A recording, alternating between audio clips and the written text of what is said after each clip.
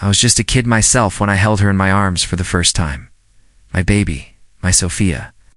But in our small town, a baby born to a teenager was a scandal, a stain on the family name. My parents, their faces etched with worry and shame, made a decision. I had to give her up.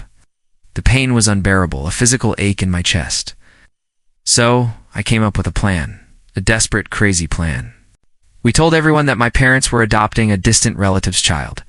That child was Sophia. She grew up believing I was her older sister, and I became the keeper of a secret that would shape both our lives. Growing up, I poured all my love, all my maternal instinct into being the best sister I could be. I helped with her homework, tucked her in at night, and patched up her scraped knees. But it was always more than that. I was overprotective, strict, and constantly hovering. I saw danger around every corner, a reflection of my own teenage mistakes. Sophia, of course, didn't understand. She saw me as a controlling older sister, not a terrified mother. "Evelyn, you're not my mom," she'd yell, her voice full of teenage frustration. "Stop trying to run my life." Each time she said it, a piece of my heart broke. As Sophia blossomed into a young woman, she started pulling away. She talked about leaving our small town, about escaping my suffocating presence. She made plans with friends, secret plans to run away to the city for a new life, a life free from my constant watch. I could feel her slipping through my fingers, the same way I felt when my parents first told me I had to let her go. My panic grew with every whispered phone call and every packed bag I discovered hidden under her bed. I tried to reason with her, to warn her about the world, but my words came out as lectures, not pleas. "You're too young, Sophia. You're not ready," I'd say, my voice tight with a fear she couldn't comprehend. Our home became a battleground of slammed doors and tearful arguments. She saw me as a barrier to her freedom, and I saw her as a precious, fragile thing I was about to lose all over again. The night she planned to leave was the worst night of my life. Her bag was packed, a bus ticket tucked into her pocket. The house was silent, heavy with unspoken words. As I sat in the living room, my heart pounding, my father walked in. He was holding a small, faded piece of paper, a page torn from an old diary. My diary, the one I kept when I was a pregnant, scared teenager. He'd found it tucked away in a box of old keepsakes. He handed it to me, his eyes filled with a deep, ancient sadness. My own handwriting, clumsy and youthful, stared back at me.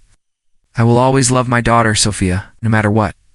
Just then, Sophia came downstairs, ready to sneak out. She saw the paper in my hand, the tears welling in my eyes. She snatched it from me, her own eyes scanning the words.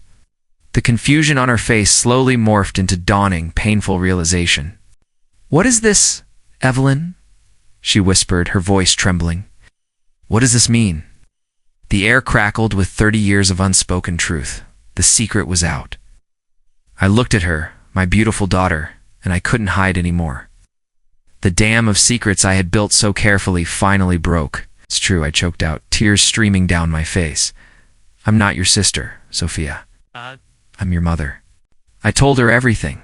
The fear, the shame, the pressure from my parents. I told her how adopting her as my sister was the only way I could keep her, the only way I could watch her grow. I confessed that every scolding, every rule, every single moment of being overprotective was born from a desperate, all-consuming love.